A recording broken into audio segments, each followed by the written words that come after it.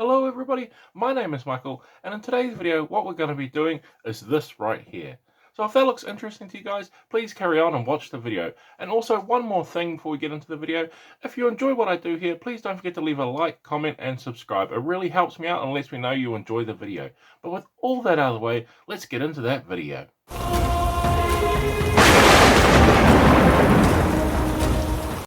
Okay, so for painting up a Sea Hag miniature here, this here is a Whiskers model, so it's already pre-primed. However, I've put it on a custom base that I've made up for it. I'm going to put it so the Sea Hag is sort of creeping out over some stones over a nice like ocean scene. So I just wanted to do that there, just come up with a little base, just a little bit of cork there that our Sea Hag is standing on. And what I'm doing first is I'm going to be starting off with the base layer of her skin, and I'm going to be using a turquoise for this, so painting in all the areas that we can see our Sea Hag with her skin, which there is quite a lot, since the only thing the Sea Hag is actually technically wearing is a like seaweed dress.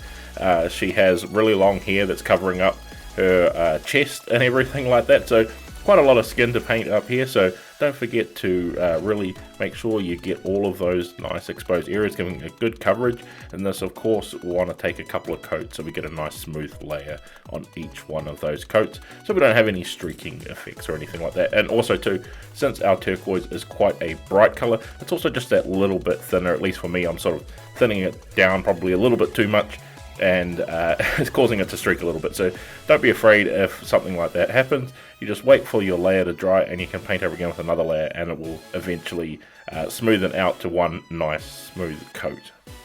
Then once we have that layer of skin complete, what I'm doing now is I'm coming in with a nice bright vibrant green here, and I'm going to be painting up the little fins she has over here. She has some like, you know, obviously fins, I'm guessing, for swimming over the ocean and at nice speed, and giving her that sort of like more ocean look and vibe to her. So she has these nice like frills and fins down her back and across her arm, so picking those out there. This of course is going to be up to you what color you want to do, but I'm trying to go more with like a traditional sort of typical ocean theme, so I'm sticking with very bright turquoise, a very bright green, to try and really hopefully sell that vibe. A lot of it being this crazy bright sea creature you don't want to mess with when you see the thing. But totally up to you here. You might want to go with a more like a saturated look and that more duller color palette, but I wanted to go with some big, bright, bold colors since we're dealing with ocean creatures and they have nice, bright and vibrant colors. So being careful here, and as you can see, they're very thin areas, so I've got a nice fine point on my brush and just carefully picking out those little bits of fins on there, nice and evenly, and not worrying too much if we get any overspill here, because you can easily correct it because we're still in the base coating step. Okay, so now we have that complete. What I'm going to do now is I'm going to come in with a mixture of washes, and it's going to be two coloured washes here. I'm going to be using a blue and a green wash, because this is the colours that we've used so far. Sort of that bright turquoise is a really blue colour against that really bright vibrant green color that we've used on here, so combining these two washes together is going to be to tie them in that little bit more and give that sort of mixture effect and sort of come off like a turquoise-ish wash, because the turquoise is sort of like a blue and a green mixed together. So hopefully that's the color that we come out with roughly in our wash here, but this is totally up to you. If you wanted to separate out the fins and the skin tone that little bit more, you might want to go separate here, like maybe just do the green for the frills and the spines, and keep the blue for just the skin here. But for me, I want to go with a mixture, so we got that sort of turquoise effect over the entirety of the model here. And this is of course totally up to you. If you just want to go for straight darkening it down, go for like a more grimmer look maybe, or a dirtier look, you might want to go with a brown or a black wash here. But for me, I want to keep this thing nice and vibrant and make it like creatures that you see in nature that are super bright and vibrant in color that you don't want to go near. So that's why I want to keep this thing nice and vibrant. Okay, so now we have that wash completely dry. What I'm going to do now is I'm going to come in with a deep green here, and this is going to be for her seaweed skirt. I nearly said grass skirt there, but seaweed skirt because it's our Sea Hag. So coming in, just giving it a nice simple base coat, making sure too that I get the underneath side of this model in particular, because it's got a decent bit of gap, so you can definitely see the underside of the skirt. So if you're painting up this model here and trying to follow along with me, you might want to make sure that you just get the underside of that skirt too, otherwise you're going to have some exposed, like unprimed areas, so don't forget that on this piece. Okay, so now we have that skirt painted up. What I'm going to do now is I'm going to come in with a brown, and this is going to be the color I'm going to use for our Sea Hags here. Now, this is totally up to you what color here you want to do on your Sea Hag. You may even want to do it a green color to try and make it so it matches in with like a kelp or seaweed like her dress. I wanted to make her hair stand out a bit and keep that like overall vibrant scheme, so I wanted something that was going to really contrast against the colors that we've already got here and make you focus on other parts of the model. So coming in with a nice rich brown here, it's going to force you to look over the piece because the color is so contrastly different over there, so it just can pull the focus over that model that little bit more. So now that we have that hair painted in, I'm just going to come in here with a bright color. For me, this is a off-white color that I'm going to use here. This is going to be up to you, and I'm just going to be adding in some little designs here. They are just slightly sculpted in this miniature, at least I think they are. It could be part of the skirt itself, but I wanted to add in these nice little white dots here to represent shells that she's collected and turned into decorations on her skirt there. So just coming in and just dotting in some nice and easy little dots to represent some shells that she's collected and placed around her skirt. Now you could do these any color you want. I just wanted to keep them as simple shellish color, so I just went with a off-white for this. So nice and easy to do here, but it's going to be really effective on the model and conveying hopefully that and just adding in some visual interest to the piece.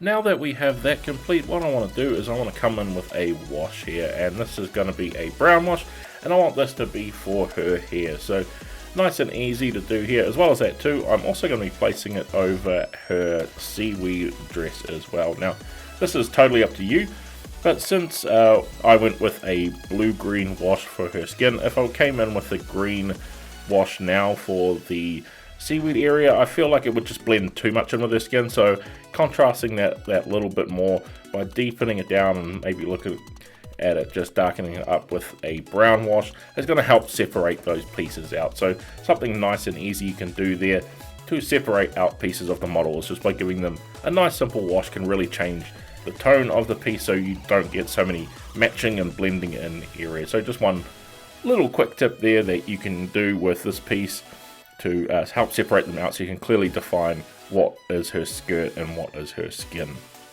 Okay, so now we have all of that dried, we can now work on our highlighting stage because now we're complete with our base coats and our washes. So for this, I'm going to start off with the first place we started with, and that is the skin here. So what I've done is I've gone with a much like lighter blue turquoise to highlight her skin, and I'm going to be focusing on all of the nice raised areas of the model, sort of the areas that are facing the most upwards, where the light would be naturally catching on the piece. And it's just a matter of going around with a smaller brush and just working in the areas. I'm not painting the entirety of the model for this, I'm just focusing on those upper areas, and I want to leave all of the underside areas as a shadow. So the way I just do this nice and simply is I just basically look at it from basically above and look at all of the surfaces I can see, and then come in with my brush and paint them up on all of the surfaces where I think the sunlight would naturally hit. This is just a nice, simple and easy way to get a highlight, and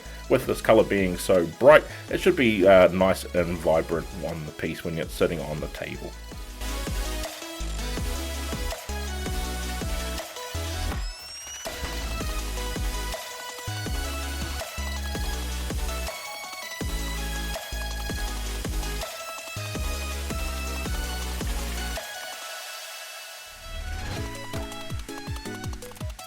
Then once you're happy with all your highlighted areas on our skin, I'm going to come in with our brown here. This time I'm using just a slightly brighter and richer brown, and I'm just going to be coming in and painting in just a small line along the sort of where the temple of her head would be, and just painting like a little ring or like halo around there, and just quick strike marks to try and hopefully pick out some of the areas of like natural highlights. I'm trying to create like a light ring halo effect here in the colour, so I'm not painting the entirety of the top of her head or anything like that. I'm just painting just a small bit just around the crown of her head and a few other little key areas by little striking motions to hopefully give off little hair strands in the light. Then once we have that complete, what I'm going to do now is I'm going to come in with a very bright and vibrant green, and this is to just be picking out all of those little points on her fins that she has on her body. So really just picking out the tips on each one of those little fins to really vibrant up the edge of there and really give that sense of like their sort of crazy strong and like poisonous like spines, I think. But what I'm just trying to go for is the light just shining through the very, very tips and really making the sunlight come through and come out with a really strong and vibrant color to pick out those areas like they're nice and sharp. And then once we have those edges complete, what I'm going to do now is I'm going to come in with another green. Of course, this here is just a more regular tone green, not a bright, vibrant like lime green like we just used. And this is to be picking out the raised areas on that nice seaweed skirt she has there. So just coming in, picking out some of the more raised ridges and surfaces on the piece, try and making it look a little bit more like textured and vibrant to really distinguish like each individual strand. So I'm not coming over and painting too much here, just sort of in between the little flat ridges on there, so you can see that they're different colors and textures on the seaweed skirt that we have. Hopefully, anyway, that's the effect I'm trying to go for, so you can really pick out that they're little strands of seaweed. But I think with that, we have come to the end of the miniature. So what I'm going to do is I'm going to show some nice sort of glamour shots of the miniature, so we can see what this whole thing is looking like when we've got it all painted up and we have that base completed. And with all that complete, we have finally finished painting up our Sea Hag from the Dungeons & Dragons range of miniatures by WizKids. So I hope this video has been helpful for you guys, whether you want to follow along with what I did here, or you just want to use this video as some inspiration in painting up your own miniatures. But with all that said, guys, I'd like to thank you all for watching, and I can't wait to see you all in the next video.